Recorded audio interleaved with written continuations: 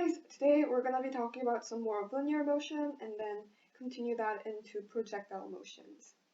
So projectile motions are motions that have both x and y components. So what this means is that as it's going in the horizontal direction, it's also going in the vertical direction. And this also means that we have to break down each of the vectors, which would be the velocities, the accelerations, the displacements, into separate x and y components.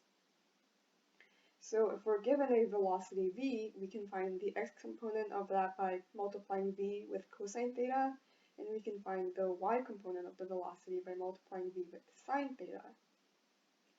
And for all of these projectile motion problems, we are going to assume that there is no air resistance and that gravity is the only force acting on the object.